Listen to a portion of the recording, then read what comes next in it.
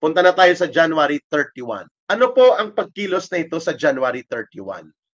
Anong mga grupo, ano ang layunin, at bakit sila kumikilos? Okay.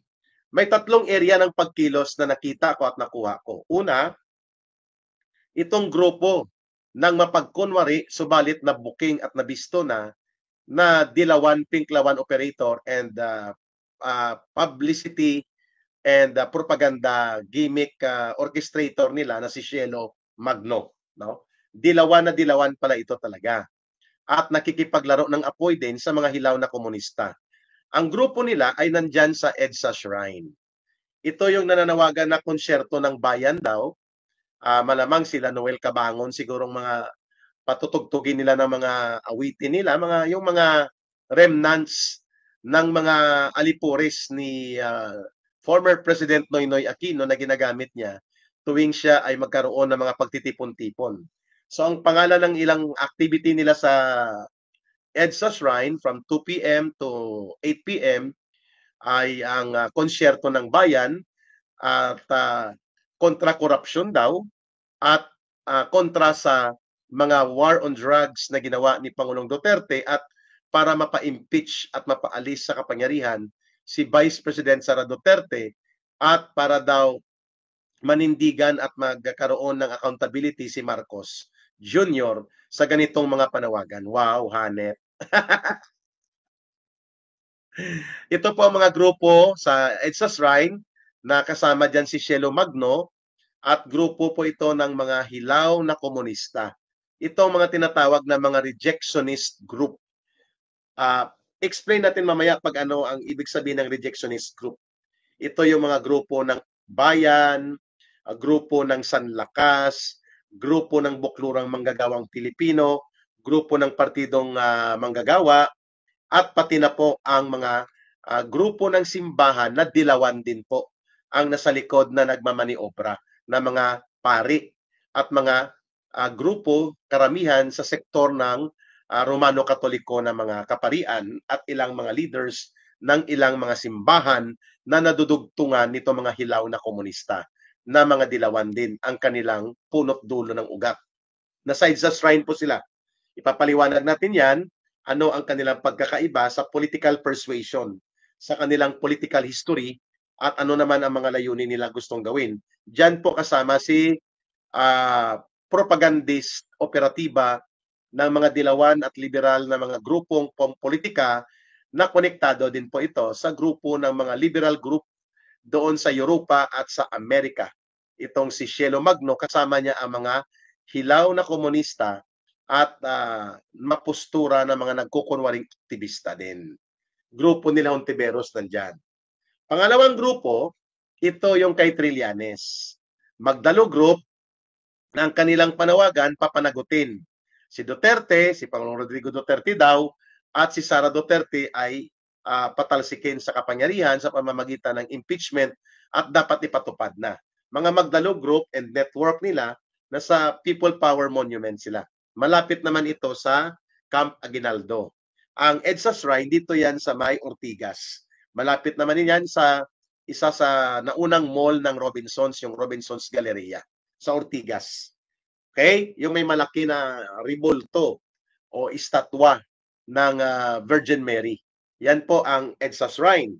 Ang People Power Monument, yung may mga sculptor ng mga nagrarally ng mga tao na nakalagay sa, I think it's a bronze, or hindi ko sigurado kung bronze yan o konkreto. Diyan naman ito malapit ang People Power Monument sa Camp Aguinaldo side. Okay? Sa may White Plains, papasok. So, dalawang grupo na. Yung Trillanes Magdalo Group na ayaw sumama kay Cielo Magno at sa mga hilaw at dilawan na mga hilaw at dilawan na komunista at Hontiveros na grupo, ayaw ni Trillanes doon. So dito sila nanawagan ng kanilang pagkilos at pagtitipon sa People Power Monument. Ang pangatlong grupo, ito po yung Saliwasang Bonifacio. Ito ang mga konektado at kinukumpasan ng Communist Party of the Philippines, konektado sa New People's Army at sa NDF. Ito pong tinatawag ni Ka Eric at naming mga former rebels and former cadre na grupo ng mga urban operatives ng Communist Terrorist Group. Saliwasang Bonifacio po sila. Ayan. So, klaro na kung anong grupong kumikilos. Unahin natin ito mga hilaw na komunista. Bakit hilaw na komunista ang tawag ni Ka-Eric sa mga rejectionist group? Sapagkat wala silang direktang armadong grupo na pinupunduhan at kanilang ginagamit. No? Hindi kagaya ng mga grupo ng Communist Terrorist Group Urban Operatives like Bayan Muna, AK, Gabriela, KMU, LFS, Anak Bayan, Kabataan, at mga personalidad nila like Nery Colmenares, Franz Castro, Raul Manuel, yan po ay konektado sa New People's Army at sa NDF. Yan pong tinatawag na urban operatives and urban infiltrators para sa Communist Party of the Philippines, New People's Army at NDF. Nasa Liwasang Bonifacio po sila. Yan ang tinatawag na CTG Group, Communist Terrorist Group Affiliated or Communist Terrorist Group connected. Ito naman ang sa EDSA Shrine ay mga hilaw na komunista dahil ito ay walang direktang NPA connection. Hindi po sila members ng Communist Party of the Philippines o ng New People's Army at ng National Democratic Front, pero nag-aasta silang kapareho ang tunog ng kanilang mga slogan, ng kanilang isinisigaw, ng kanilang mga pamumustura sa mga rally nila. Kaya tinatawag ni Ka-Eric na hilaw na mga komunista. Ito yung rejectionist group. Kung maalala ninyo, tinalakay ko po yan sa isang mga interview ko at hindi ko alam kung na-discuss ko na yan dito sa atin sa ating Ka-Eric series live stream.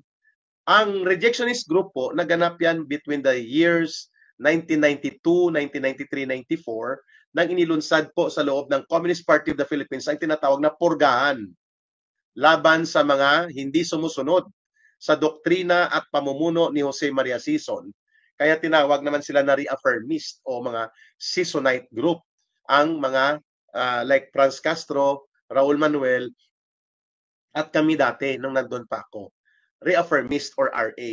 Ang mga tumiwalag o itiniwalag at bumuo ng separadong grupo at hindi nagpasakop kay Joma Sison at hindi na sila sakop doon sa pagpapalarga ng operations ng New People's Army at nagbuo ng mga bagong grupo, ito yung mga tinatawag ni Ka-Eric na hilaw na mga komunista, rejectionist group.